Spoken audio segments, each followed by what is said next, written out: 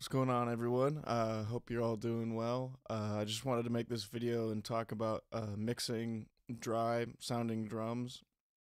A lot of people are getting tracks from people's home setups, and a lot of times those setups are pretty dead and dry because people are just trying to kill any bad sounding reflections in their rooms and things. And a dry sounding drum recording can be really cool, but sometimes it can feel a little bit kind of boring and dull and dark. So there's some things you can do to help kind of accentuate what's going on. I'm not necessarily going to show you how to get a big room sound with a tighter sounding recording, but I think there are some cool moves with mainly compression and reverb that can help you get more out of those dry sounding drum tracks. So this is a song called Summer in the South Bay by Megg, and I mixed this song for her, and I'll play you the sort of the drums in context to start with, and then I'll show you what I did. Summer in the South Bay, it feels like home and all is okay. Summer in the South Bay, you got your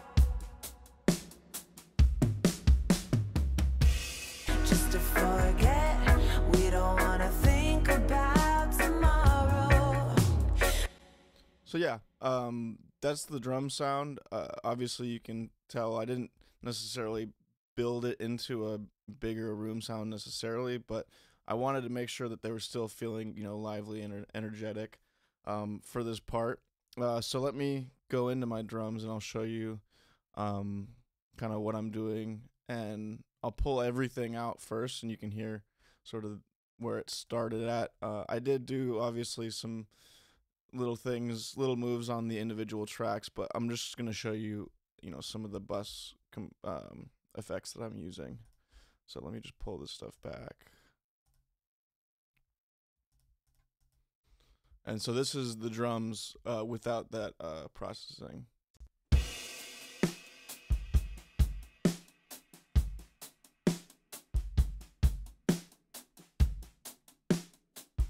So yeah, it's well recorded and well played and all of that. So that's all great. But yeah, there's just a few moves that I'm doing here to sort of help it kind of lift a little bit into the mix.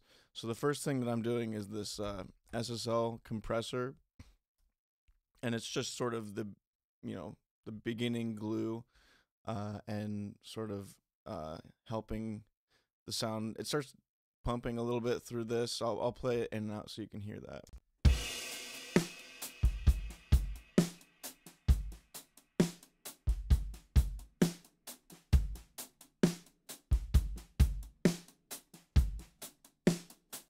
So yeah, starting to pull some of that natural ambience out, and kind of those kick and snares are starting to pump a little bit from that compressor.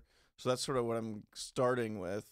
Then I'm moving over to this Chef 73, and all I'm really doing here is adding a little bit of high end and then some of this preamp drive that's in the plugin. So I'll pull that in and out.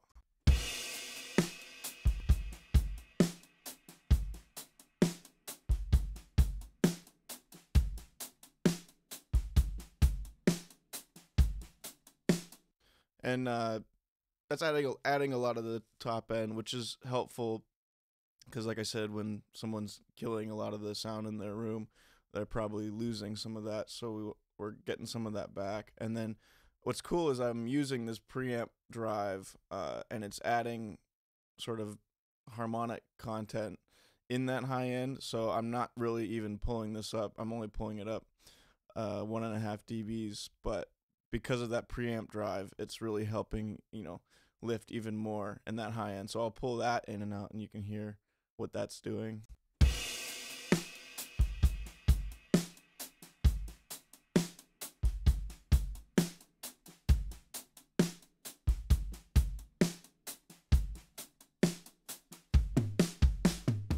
So yeah, just a cool thing to add high end without just bumping bumping the high end in the EQ unit. And then the last thing on the bus here is this Saturn Distortion. So that's just kind of adding more drive and more harmonic content.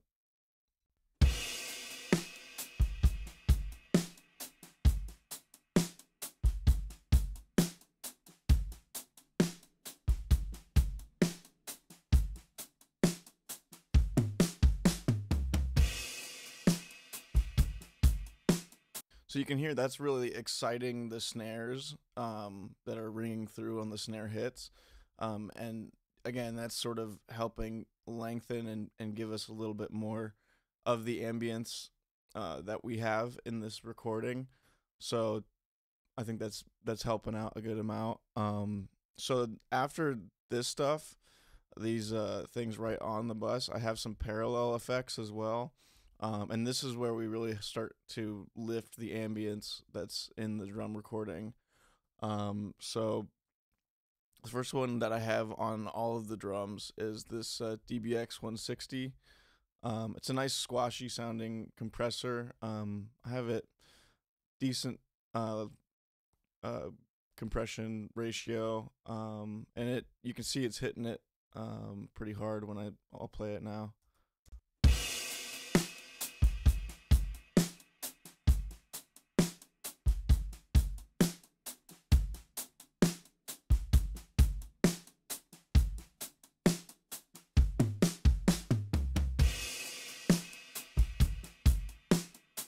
So yeah, a good amount of gain reduction, but what that's doing is it's helping lift the ambience in the room. You know, sort of the purpose of the parallel effects is to, or at least what I like to use parallel compression for, is to sort of lift the things around the transients. So typically I'll have a ratio that's decently high, and I'll be squeezing it enough so that it's staying out of the way of the transients of the individual drums, and then it sort of lifts the ambience around those initial hits to help lengthen those moments. So that's sort of the purpose of that. And then I'm doing that a similar thing again with just the kick and snare on this kick and snare compression. And I like to put them together on one parallel compression track. Some people, they'll separate them. I do that sometimes too, but I've just been liking it together. So that's how I'm doing it here, and I'll pull that in and out.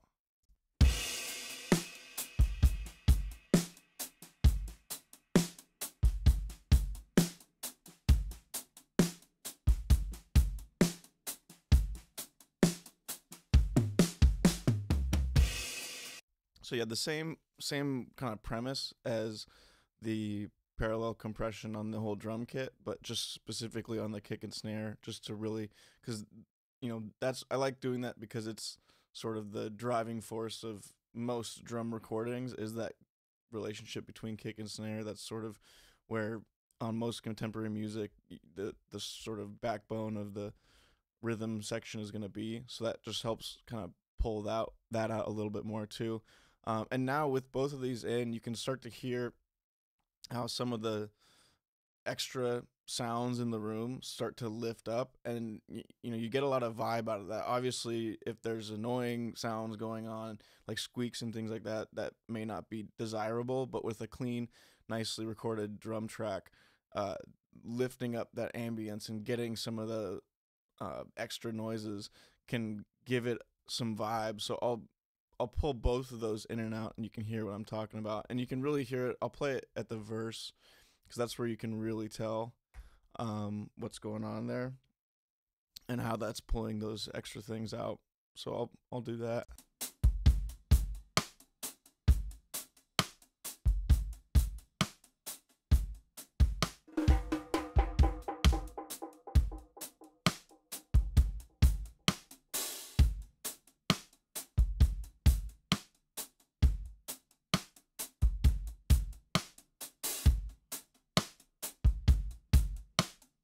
So you see how, little sounds like the sort of metallic ring out of the stand of the hi-hat starts to peek through, and sort of sounds like that. Sometimes you might think those are unwanted, but in a mix with everything else, that can kind of really help it feel natural and help it sort of give it a vibe. So after the compression there, I've got some reverb stuff going on, and this first one is really just a mild amount of length and ambience. I'm using Reverb. It's a emulation of a sort of smaller sized studio, but what I like is it's just sort of adding more to that length. A lot of times with drum stuff, depending on what it sounds like when you get it, I'm doing a lot of moves to try and make the sort of length of the different hits of the drum the way that I want them. So that's sort of what I think this is helping with as well. So I'll play that as well.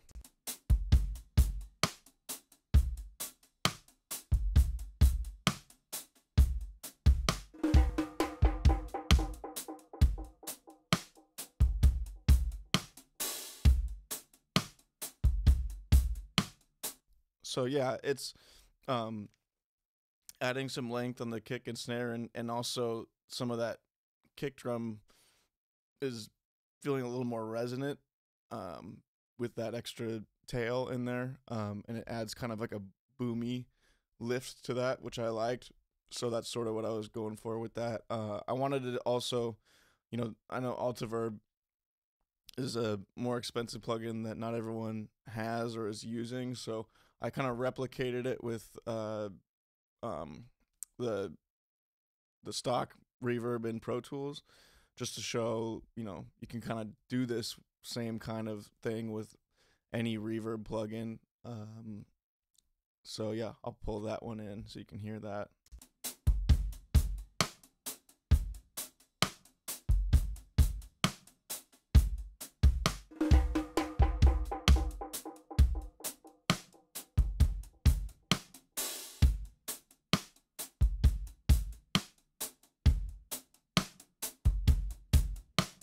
So yeah, same effect basically. This one, when I was fiddling with it, I decided to go with a slightly larger room.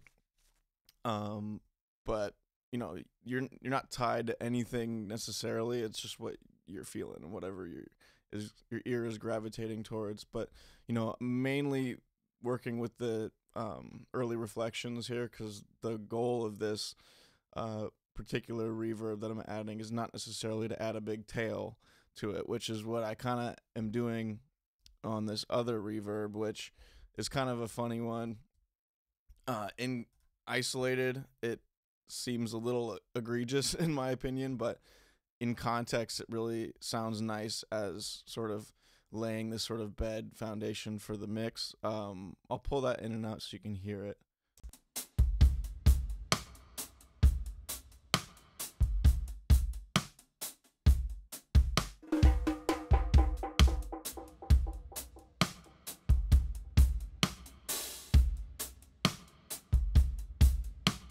It's kind of like a vintagey hall reverb thing, and yeah, I thought that sounded nice. I'll pull the mix in so you can kind of see what I mean as far as it working in context. My old self, how I cared less, hopping fences, tearing up jeans. With someone always mad at me, never bothered me. So you can see how, especially on those snare clicks, and let me pull it back to the chorus as well, you can hear that. But on the snare clicks, especially, it sort of adds that length, which is sort of helping it sit nicely underneath everything else. Home and all is okay. Summer in the South Bay. You got your board and that's enough, babe. We get wet just to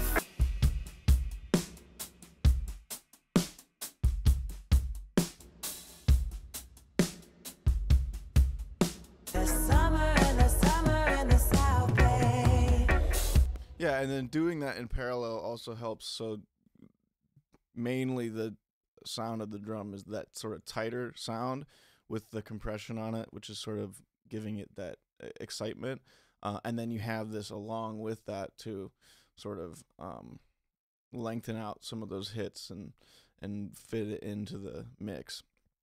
So that's basically what I'm doing here. Would definitely love to hear what you guys think of all that. I'm doing this YouTube channel. I'm new to it, and I'm doing it mostly to, put what I'm doing on my productions out there and kind of hear and have the dialogue with other people that are creating music and hear what they're doing and what they think of this. If there's anything else you'd like to see me do with either this recording or, other stuff that I work on, I'm always, happy. I'll be putting more of these videos out, more videos like this. So definitely subscribe to my channel and you can keep up with all that. And then like and comment on the video so that we can talk about what I'm doing here. But yeah, thanks for watching and have a good one.